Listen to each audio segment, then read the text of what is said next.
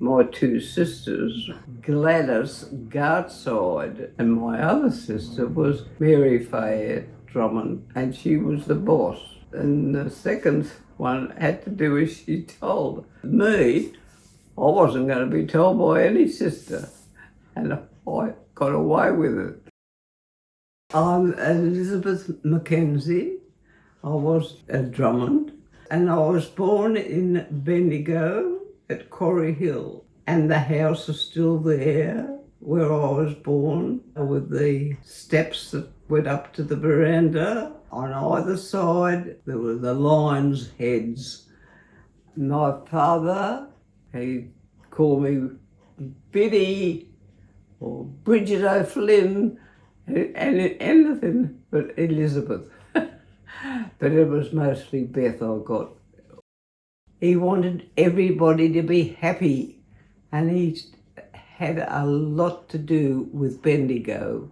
My father said, I rather like the motor car that's becoming a little bit popular instead of the horse and buggy. He'd gone into the motor business and started off the garage at Kangaroo Flat.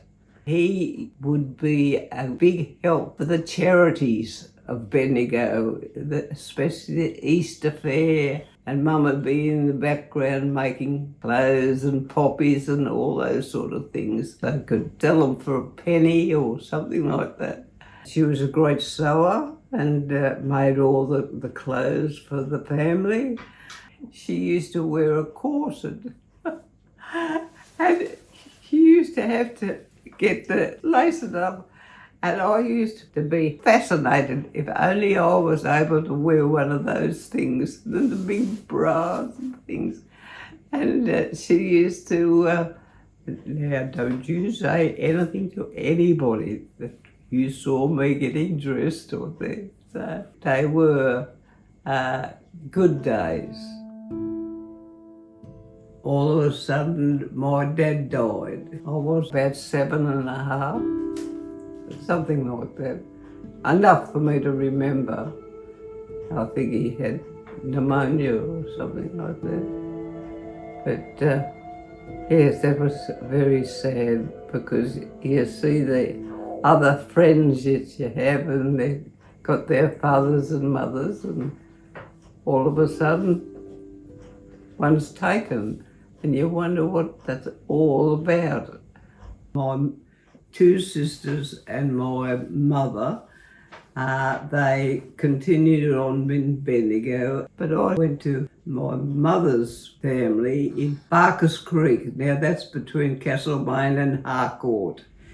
My grandfather, he opened the shop, the grocery shop, and of course they had the farm, and you'd have to go and pick the apples and go out where the chickens were and pick up the eggs for the day.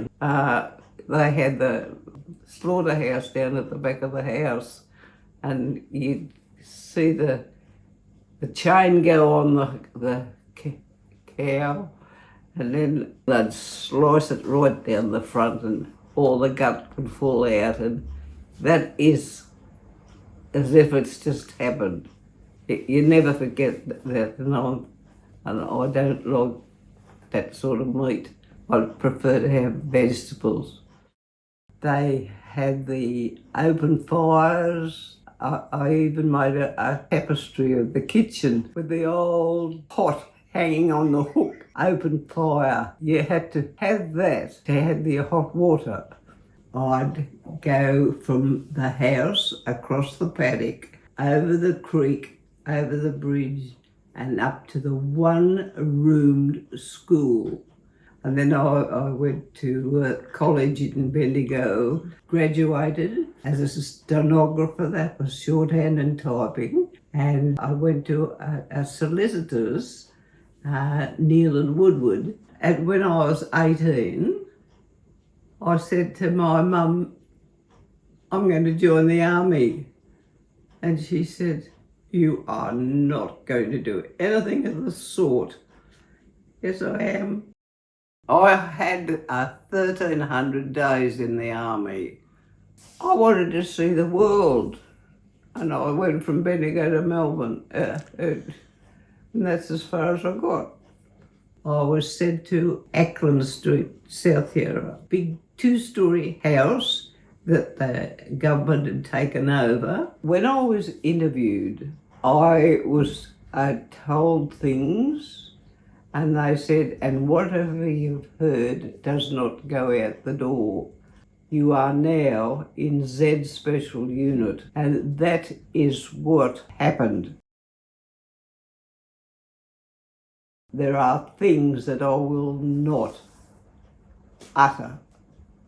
Upstairs, to this day, I didn't know who was up there, and it was Cypher, and they weren't allowed to talk to me. And there was only about 5 of us in the orderly room, and that's where I ended up mostly doing the clerical work for the operatives that used to come in. The medals, they're corporal. That's as far as I go. I'm not an officer, I'm just a corporal. All of a sudden, in comes Gilbert. He came into the orderly room, and I said, "Oh, I like your blue wings." He says, "Yes." He says, "I've just been with the Liberators," and he says, "I've been teaching them how to parachute out the tail of the airplane." And this particular day, I thought, "Oh, geez, nice." And when I looked at him, I thought, I'll have a look and see what his name is, and have a look at his file, which was a red covered one. I'll never forget that. Oh, right, 3 things. You had to be the right religion back in those days. Oh, that was okay, yes. Then where he came from, Sydney, that's miles away. He had to be an Aussie, but he wasn't. Oh, yes, he was, yes. His parents were Scottish. Something else was it? The age. He was 2 years older than me. And he must have thought, "Oh, this is not bad looking. Would you like to come for a lemonade?" Because we didn't have coffees back in those days. We came engaged on my 21st birthday, filled in the time, and then got married in 47.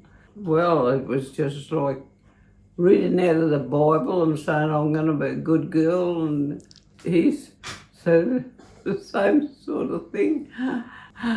We did have a wonderful life together, really. We were married for 79 years. I don't think you could have got a happier marriage. We did have our little scuffles, not very often, and we got over it. Yeah, told each other we loved each other, and off we go again. And we built a house at Hurstville in Sydney. Children came along, the 2 girls, Heather and Judith. When I had children, it was nothing but love. Well, it was. They were happy kiddies. And yeah, I wouldn't like to part with them. We lost our little David a long time ago now. 7.5 he was months. That's all I had him for.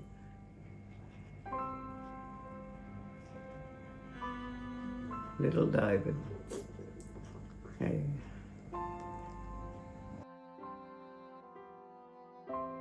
You never forget, no, never, ever, that little fella. But looking at him, he is just perfect. You just wonder what happened. Apparently it was to do with the heart or something like that, but I've never been told, and I don't want to know.